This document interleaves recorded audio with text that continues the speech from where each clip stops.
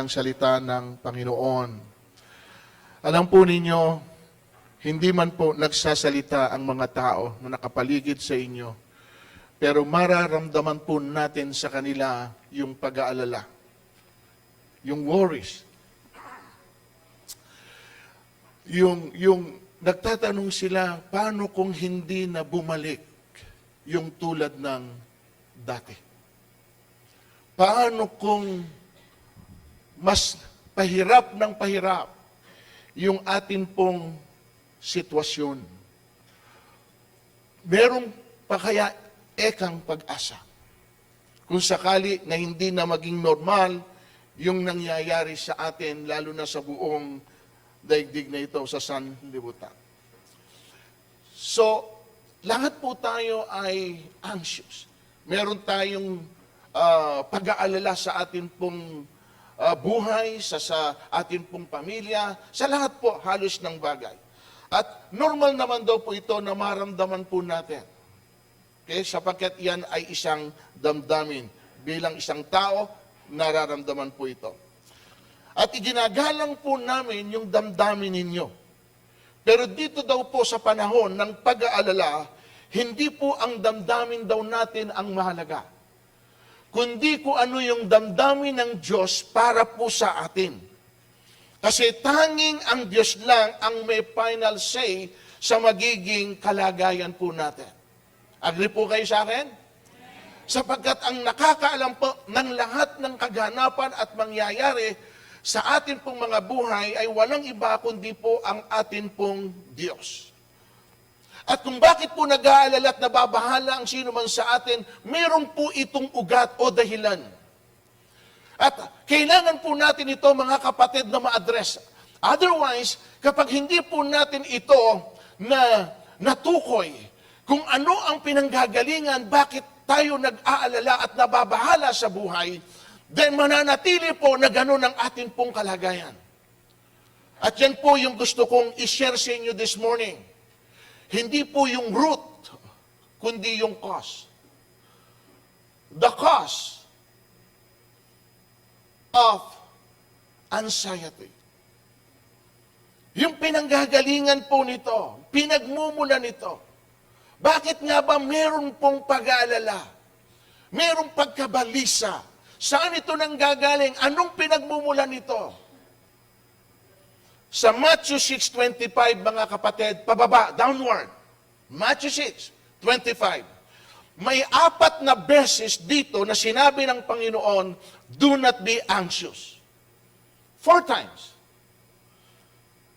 Huwag kayong mabahala o mag-alala.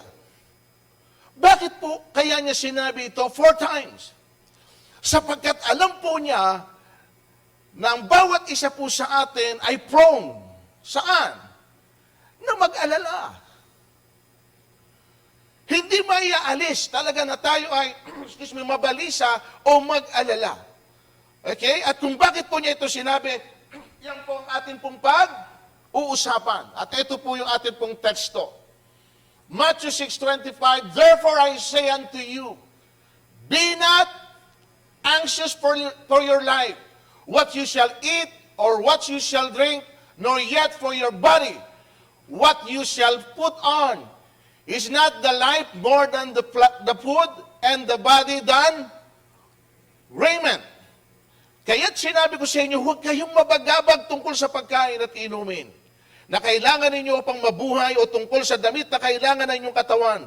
Hindi ba't ang buhay ay higit na mahalaga kaysa pagkain, at ang katawan kaysa pananamit? Isa po ito, mga kapatid, sa pinaghihirap ng atin pong loob. Lalo na po kung nakikita natin yung atin pong lalagyan ng bigas ay wala na pong laman. At wala na rin pong laman yung atin pong pitaka para pambili ng ulam. So hindi natin maiaalis na tayo po ay mabahala. So paano na po ang buhay?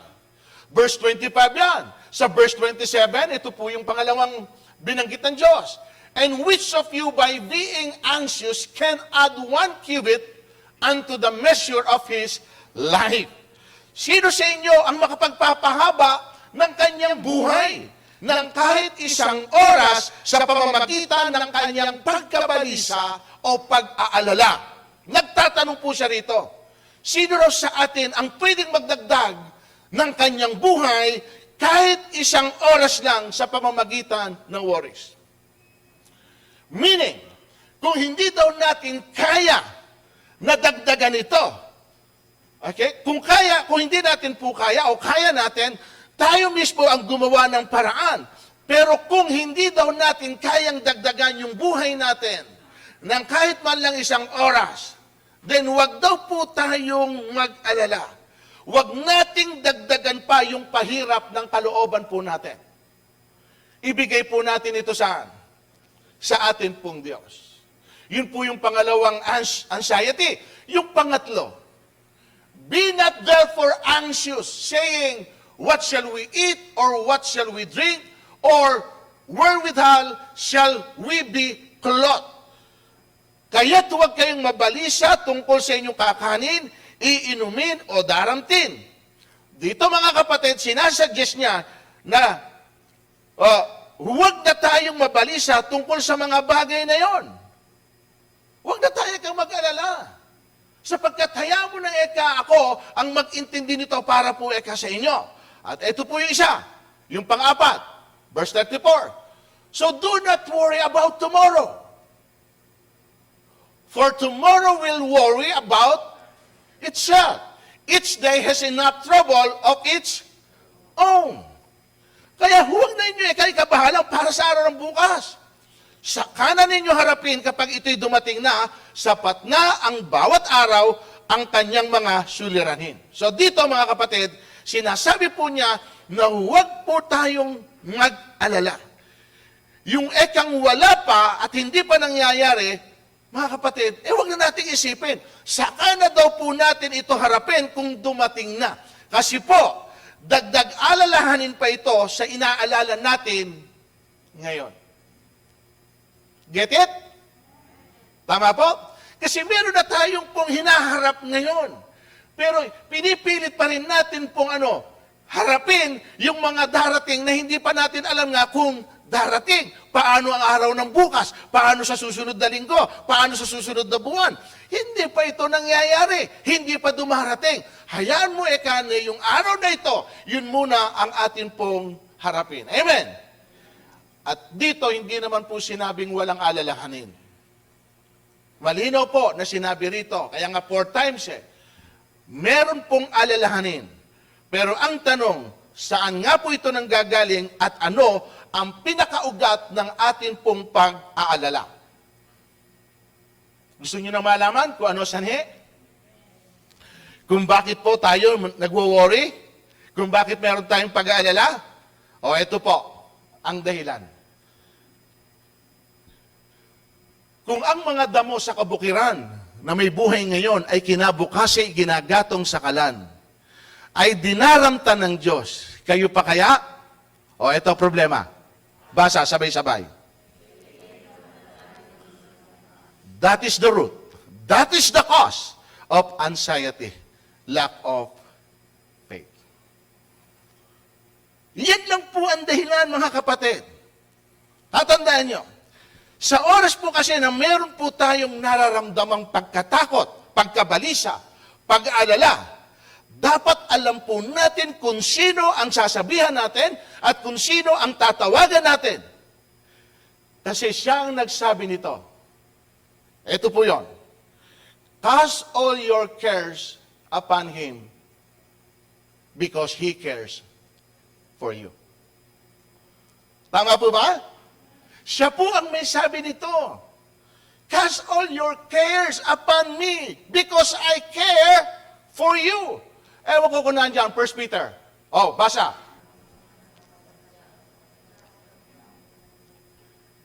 Ipagkatiwala ninyo sa Kanya ang inyong mga kabalisahan sapagkat siya ang kumukop-kup sa inyo.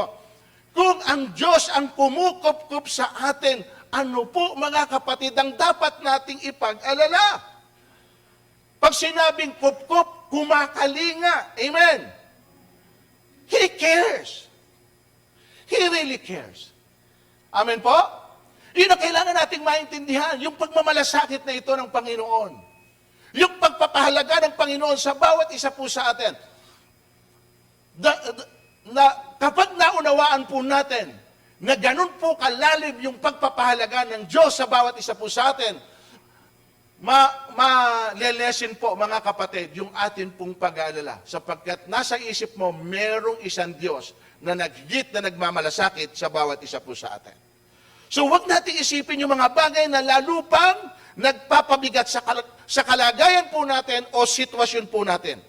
Isipin po natin yung mga bagay na lalo pang nagpapalakas ng pananampalataya po natin. Yun ang dapat nating isipin. Amen po. Alam niyo ba kung bakit hindi tayo dapat nag-aalala? Alam niyo ba kung ano dahilan? Kaya ayaw po ng Diyos na tayo ay nagwo-worry. Isa ito. Para kasing sinasabi mong walang Diyos. At parang sinasabi mong walang kakayahan ng Diyos para tulungan ko. Tama po ba? Pero higit sa lahat, kung bakit ayaw po ng Diyos na nag-aalala ka, for this reason. Eto po. Sapagkat ang mga bagay na ito, ang kinahuhumalingan ng mga taong alin, alam ng inyong amang nasa langit na kailangan ninyo ang lahat ng ito. Alam ng inyong ama. Kung ano kailangan mo, kung ano sitwasyon mo. Tama po ba? Pero ano sabi niya rito? Ito daw ang kinauhumalingan ng mga taong walang pananalig sa Diyos. Alin? Yung mga bagay na nagsasanhi ng pag-aalala natin sa buhay. As if na parang hindi tayo kayang i-provide ng Panginoon dun po sa ating needs. Samantalang tayo nga po kanyang mga anak. Kinukonsider po natin yun. Amen po ba? So, ito po yung issue, mga tao walang pananalig sa Diyos. Doon po sila nakatingin sa mga bagay na wala sila. Kaya sabi dito, ito ang kinuhumalingan ng mga taong ito. Do you understand the word don't? Do not? Huwag? Ano ba ibig sabihin ng huwag? Ha? Sabihin mo nga sa katabi mo, huwag. O ano ibig sabihin ng huwag? Dude, in English nyo lang eh. Diba? Kasi yan sabi po sa Philippians chapter 4 verse 6, ano po sabi ron? Do not be anxious about anything. Do not be anxious. Sa Tagalog, tingnan nyo. Huwag. Saan? Sa halip? Meron pong instruction, may utos. Do not be anxious. Huwag kang mag-alala. Pastor, mayahalis mo ba sa amin? Na hindi mag-isip at mag-alala. Oh, tama ka, kapatid, pero sinasabi nga ng Panginoon sa iyo, tinutulungan ka, huwag kang sa halip ka nung mag-alala ka, bakit hindi ka humingi? Subukan mo munang humingi. At kapag hindi ibinigay sa iyo ng Diyos yung hinihingi mo, then may karapatan kang mag-alala at sabihin mo sa Panginoon, ba't nag-aalala ka? Hindi mo naman ibinigay yung hiningi ko eh. So mag-aalala na ako. Kapatid, hindi natin alam kung paano pwedeng gumalaw at kumilos ang atin pong Diyos. Amen. Pero kaya niyang patunayan sa atin na kaya niya sinasabi sa atin, huwag kayong mabahala, huwag kayong mag-alala. Bakit? Sapagkat narito ako na Diyos ninyo na pwedeng tumingin sa lahat ng pangangailangan ninyo. Amen? Iyon po kasi ang dapat una nating ma-establish. Knowing na meron tayong Diyos. Kasi pag hindi po natin na-establish ito sa atin pong mind, hindi po natin na-ilagay yung faith natin sa Kanya, then the rest of your life, definitely, mababahala po tayo. Bakit?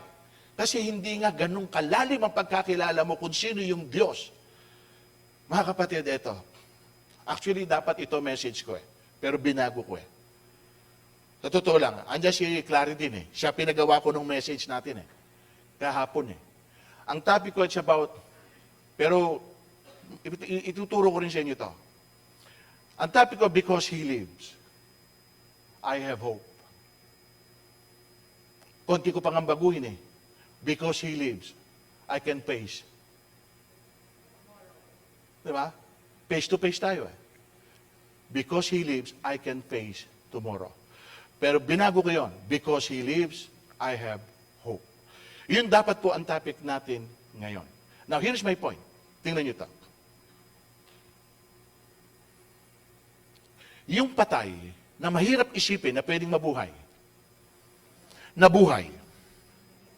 Ano kaya ang mas mahirap doon, ang hindi pwedeng gawin ng ating Panginoon? Ano yung sinasabi ninyo sa buhay ninyo na parang wala nang pag-asa? Dead end. Wala ka nang nakikita na pwede pang restore. At kinukonsider mong patay na. Sa'yo probably, pero hindi sa Diyos. Amen? Yun yung gusto kong sabihin, mga kapatid. Kasi hindi ho talaga bagay sa isang nananampalataya. Hindi ba sinasabi ko sa inyo, ano opposite ng faith? Fear. Fear.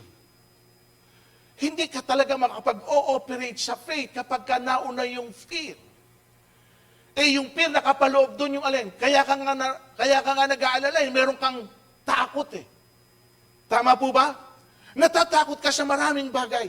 Pero paano mo mapapatunayan sa sarili mo na nandiyan ang Diyos buhay? Kung wala siyang gagawin para sa iyo. Kaya nga nasasabi natin buhay ang Diyos. Bakit? Sapagkat na-experience mo ito. Somehow meron siyang ginawa sa buhay mo at yun ang nagiging patutuo mo sa sarili mo at sinasabi mo sa iba, buhay ang Diyos. Bakit mo sinasabing buhay ang Diyos? Dahil may ginawa ang Diyos sa buhay mo. Amen po ba? Yun eh. Pero paano mo masusubukan? Listen, church. Nung hinahabol ang Israelita nila Paraon, di ba? Yung Ehipto, yung dahul ng mga mandirigma. Hindi ho ba napunta sila saan? Sa isang lugar na kung saan nasa harap nila ay dagat. Tama po. No way out. Both side nila, bundok. Nasa likod nila, alin? Ibig sabihin, kaya na ang sigaw ng mga tao, dito na kami mamamatay. Wala nang way out eh. Amen po ba? Now, listen. Minsan dinadala tayo ng Diyos sa isang sitwasyon na wala ka nang pwedeng asahan. Kundi ang... Nakita nyo? Dagat sa harapan mo, paano mo tatawidin may tubig? Bundok sa kabilat kanan mo, paano mo siya aakyatin na hindi kayo abutan ng umahabol sa inyo? Nasa likod nyo na, papatayin kayong lahat. No way of escape. End of the rope. Minsan, inilalagay tayo ng Diyos sa isang sitwasyong tulad nun para lahat po ng atin pong pinangahawakan na pwede nating iyon ang inaasahan natin, tinatanggal ng Diyos para mas makita mo na meron palang isang Panginoon na dapat siyang kapitan at hindi yung mga bagay na pwedeng mawala sa atin pong mga buhay. Kasi hanggang meron tayong ipinagmamalaki sa sarili natin, never nalalapit tayo sa Diyos. Bakit? Kaya pa natin sa sarili natin. Meron pa tayong resources.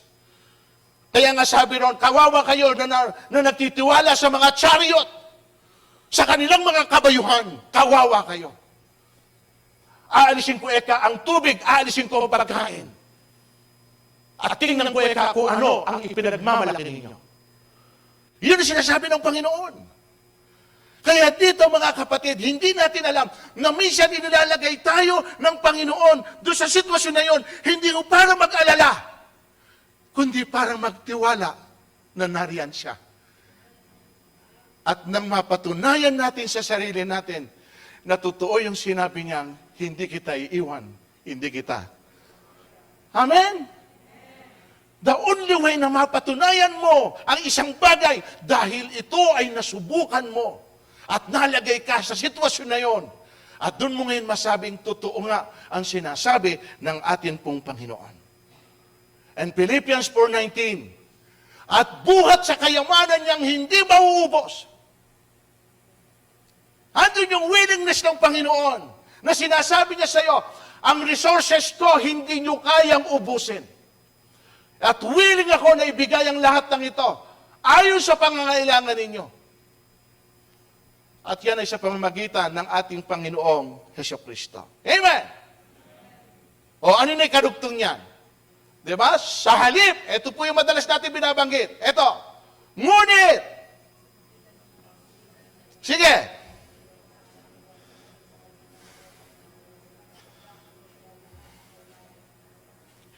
Iyon daw ang atin pong pagsumakitan.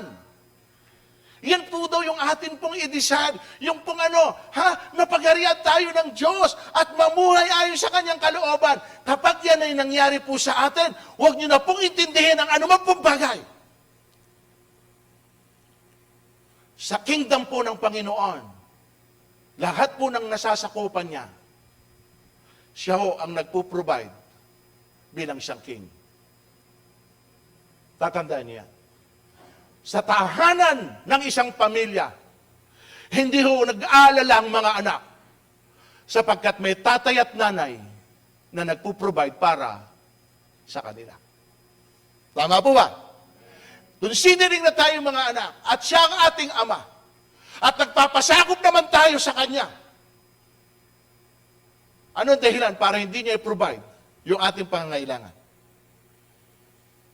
Pero mga kapatid, hindi hinahayaan ng Diyos na mangyari sa atin ang bagay na ito para sanhiin tayo na mag-alala, kundi again, para ho lubos tayong magtiwala. Amen? Palakpakan natin ang Diyos.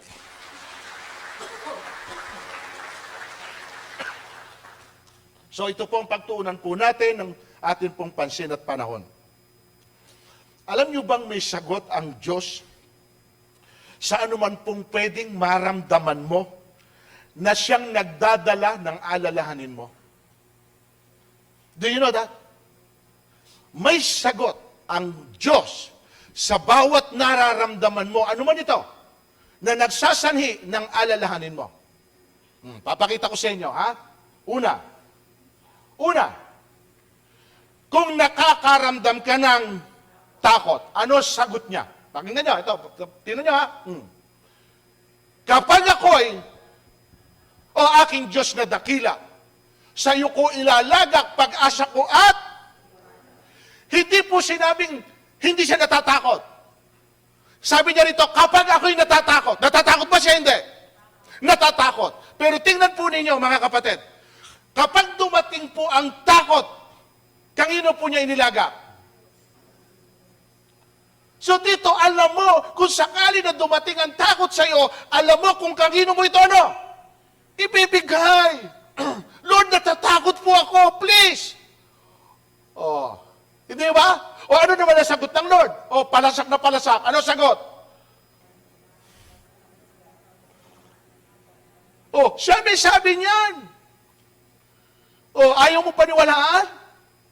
O, ulit-ulit. Hindi sinabing hindi tayo matatakot. May time na darating ang pagkatakot, amen? Pero kapag ka naramdaman mo na natatakot ka, alam mo na kung kanino dapat ibigay yung takot. Bakit? Sapagkat merong Diyos na sumagot. Huwag kang matakot. Sa totoo lang mga kapatid, ito, pakinggan nyo. Natakot ka man siya hindi mo naman kayang pigilin kung ano man yung bagay na kinatatakutan mo. Darating at darating Pero alam mo, ito maganda. Sa panahon ng takot mo, meron kang napagbigyan. At least, lumalakas ang loob mo. Yan, kapag dumarating ang takot na nararamdaman mo, eto, what about this one? Kapag nakakaramdam ka nito. Hindi ba dumarating sa atin minsan ng Panghihina? Tama po ba? Ito sagot ng Diyos. Ganito ang kanyang sagot. Sumagot ang Diyos.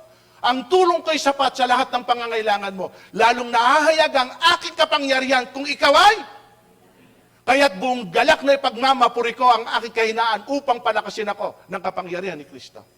Again, kung kailan ka mahina, doon mo nakikita ang alin? Ang kamay ng Diyos. Bakit? Kasi bakit ka uli lumalakas? Dahil may isang Diyos na nagpapalakas sa iyo para hindi ka patuloy na manghina. Laging may sagot ang Diyos. Kung kay Eli Soriano, sagot, Biblia sasagot.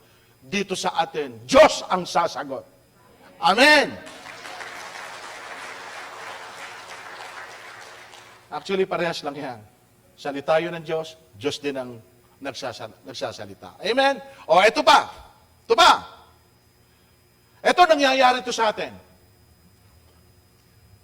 Ewan ko lang kung hindi ito nangyayari sa inyo, pero sa akin, madalas nangyayari ito. Ito. Dumarating ba yan sa inyo? Lalo na yung marami kang nanliligaw. Ang hirap magdesisyon yan. Lahat gusto mo. Halimbawa, meron kang 10 nanliligaw. Lahat gusto mo. Ang hirap magdesisyon yan. Tinan mo, nagwawala. Tama ba? Merong mga isang sitwasyon na talagang mag-i-struggle ka, napakahirap magdesisyon. Hindi lang sa ganun na larangan ha, mga kapatid. Marami. Di ba nangyayari sa atin? Unahin ko ba? Ano ba unahin ko? Si Lord ba? O ito? Ano ba dapat kong gawin? Maraming ganyan. Kina-challenge tayo. Pero sabi nito, kapag nahihirapan ka magdesisyon, may sagot pa rin ng Diyos. Tingnan nyo. Ang sabi ni Yahweh, di sumagot, aking ituturo ang iyong daraanan. Ako ang sa'yo'y magbibigay payo, kitay. Kita nyo? Hindi ka mahirapang magdesisyon. Bakit? Lalo na't yung desisyon mo ay inaano mo. Ibinibigay mo sa Panginoon, Lord, paano ba? Tulungan mo ako, nahihirapan akong magpasya eh. Hindi ko alam kung tutuloy ko ba ito o Hindi. Minsan, alam nyo, kaya tayo nagfe-fail. Marami tayong desisyon sa buhay na kahit medyo parang nag-struggle tayo at first, tinutuloy natin dahil akala natin, kaya natin.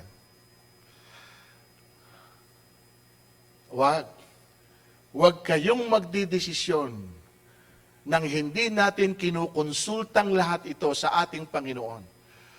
Kapag ito ay naikonsulta natin sa Panginoon, siya magbibigay sa atin ng kaunawaan. Sabi niya rito, ituturo ko anak ang lahat ng iyong gagawin at kung paano ka dadaan sa mga bagay na itong dadaanan mo. Laging may sagot ang Diyos. Amen? Ito pa.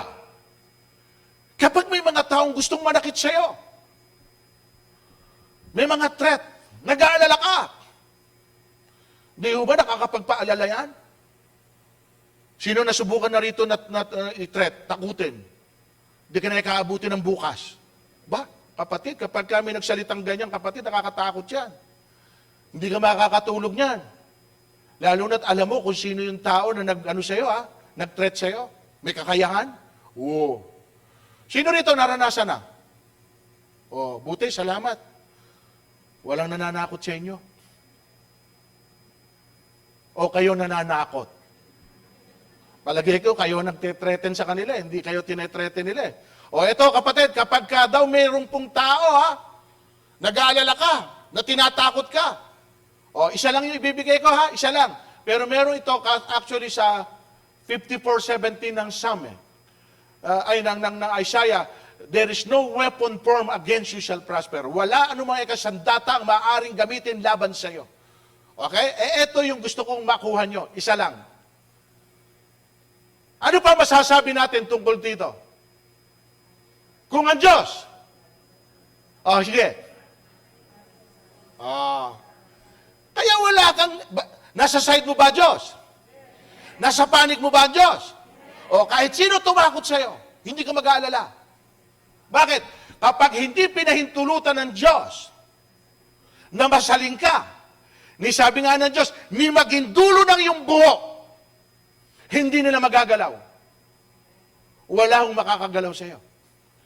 Pero kapag nangyari yon, pinahintulutan na ng Diyos. Siguro, sabi ng Panginoon, anak, hayaan mo na patayin ka. Bakit? Kasi gusto na kitang makasama. O, gusto mo ba yon? Ayaw mo pa rin? Ano ba talaga purpose natin? Bakit tayo lumapit at naglilingkod sa Diyos? Hindi ba yung makasama ang Diyos? Amen? Tama po ba? O, ba't parang ayaw nyo? Yun ang dahilan, maaga pa. Amen? Pero kapag pinahintulutan na ng Diyos, meron ba sa atin pwedeng pumigil sa Kanya? Wala. For me to live is Christ, to die is gain. Hindi maging ang kamatayan na hindi dapat katakutan, sapagkat ang kamatayan ay pasimula ng panibagong buhay. Ang akala kasi natin kapag namatay ka, tapos na buhay mo. No! Tapos na yung buhay mo dito sa lupa. Pero yun po yung beginning ng journey mo saan? Sa langit. At yun ang pinakamasarap. At doon sa pangalawa na yon, wala ng kamatayan. Amen? So if God is for us, who can be? Ito pala, kasama pala natin dito. Kung nag-aalala ka sa kamatayan. Ito po sagot. Kung tayo'y nabubuhay tayo para sa Panginoon. At kung tayo na may namamatay tayo para sa Panginoon. Kaya nga sa mabuhay sa mamatay. Ano kakatakutan mo? Pares naman pala sa Panginoon tayo Ang mabigat kapatid, ito. Ang mabuhay sa Panginoon, ang mamatay kay Satanas, yun ang nakakatakot. Amen. Pero kung ang mabuhay ay sa Panginoon, at ang mamatay ay sa Panginoon, panalo ka. Tama po ba? Tinan niyo ito, kung bakit. Kwento lang Okay lang sa inyo? Hindi naman kayo nagmamadali. Ako, nagmamadali ako. Dahil lilipat pa ako sa kabila. Here's my point. Naglaro kami Alam niyo ba yung larong bato-batopik? Bato-batopik. Kung sinong matitirang final ng dalawa. Tama ba? Lahat kami. Andun yung mga kapatid ko kasama ko rin sa bato-batopik. Bato-batopik. Hanggang sa huli, dalawa na ho kaming natira.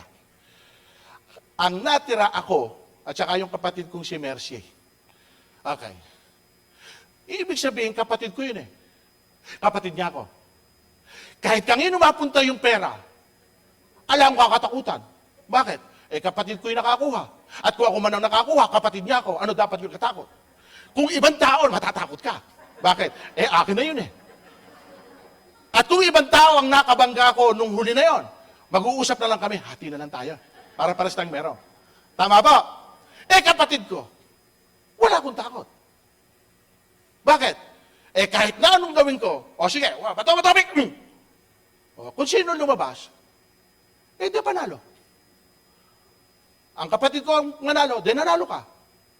Ako nanalo. Alam mo ba, sigaw na lakas mo talaga kay Lord. Makita nyo na, kapatid?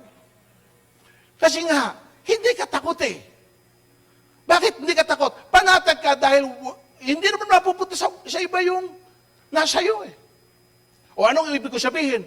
Ba't ako matatakot mamatay kung ang huling hantong ang kay ala namang iba kundi ang ating? Hindi ka natatakot ang kamatayan. Amen? Sino ang hindi takot mamatay? Lahat tayo takot. Amen? Napaka-hipokrito naman natin kapag hindi tayo takot mamatay. Amen? Dahil kung hindi ka takot mamatay, kapag nakaramdam ka ng sakit, huwag ka na magpagamot. Tama ba? Huwag ka na pupunta sa ospital. Huwag ka na magpapabuhan ng blood Di ba? Huwag na, wala na. Bakit? Hindi ako takot mamatay. Ba't natin ginagawa yun? Dahil lahat tayo takot mamatay. Anong kinatatakot? Dahil hindi pa tayo saan? Nakakatakot na abutan tayong mamatay na hindi kahanda. Tama po ba? Ito. Ang naghahangad ng buhay, siyang mawawalan.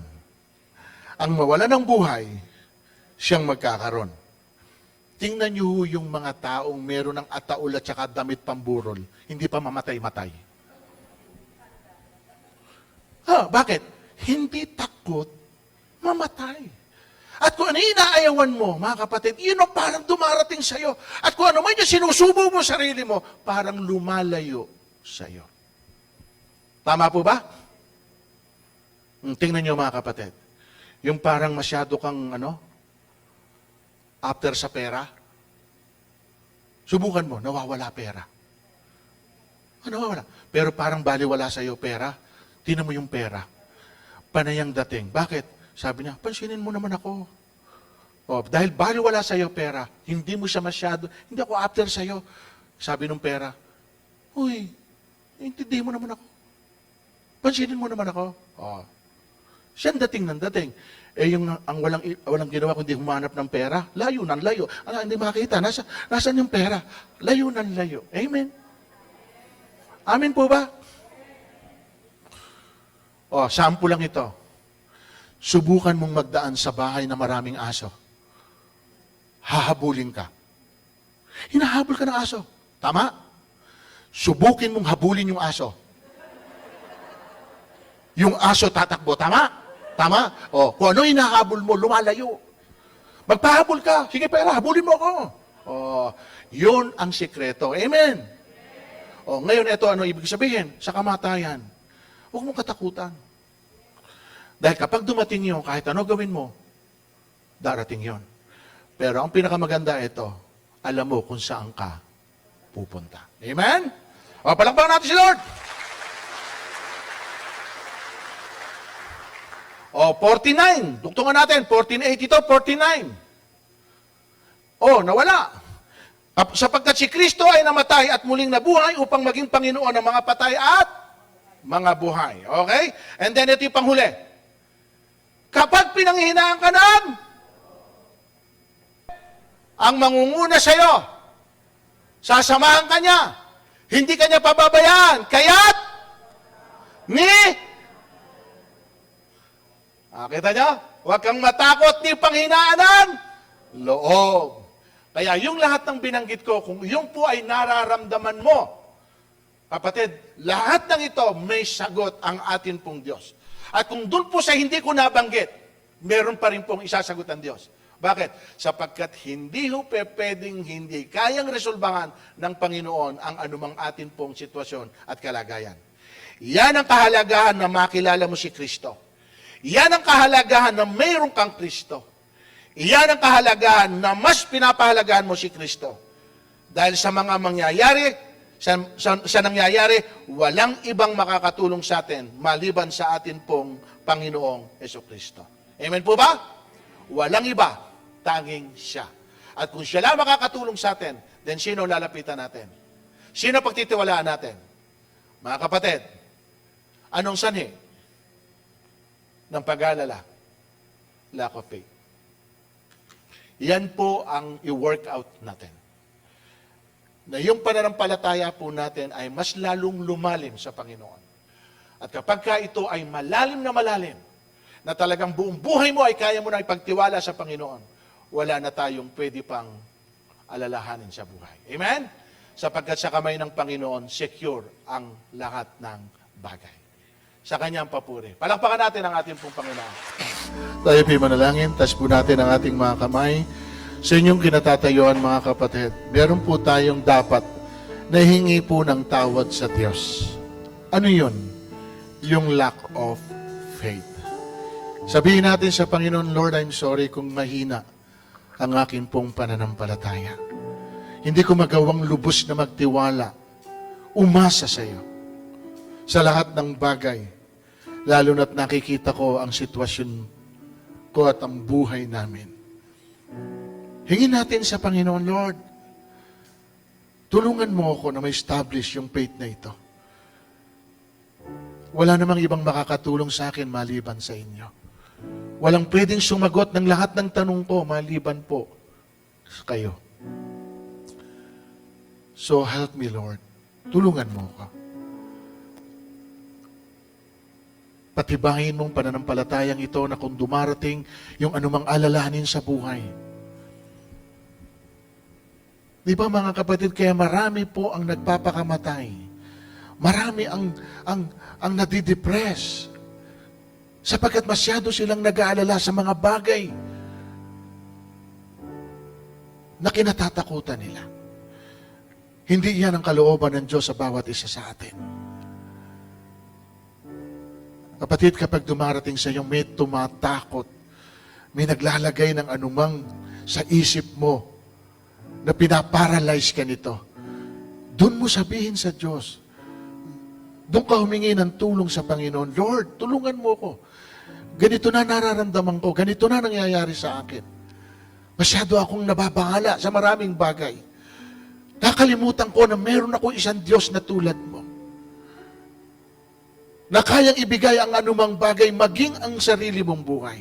Wala kang ipinagkait sa bawat isa sa amin. Ang hinihiling ko lang po sa iyo ngayon, Lord, mula sa umpisa ng taong ito, hanggang sa matapos muli ang taong ito, manatili yung pananampalataya ko tanging sa inyo. At anuman ang mangyari, kaya po namin harapin sapagkat alam namin, laging nandyan kayo. Panginoon, yan po ang amin pong sama-samang panalangin. Tulungan mo kami na mas higit pa sa pananampalataya na meron kami ngayon, ay mas lalo pang lumalim yung pagtitiwala po namin sa inyo, knowing na kayo ang aming pong Diyos. Bakit nga ba kami mababahala sa maraming bagay kung kayo ang may-ari ng lahat ng bagay?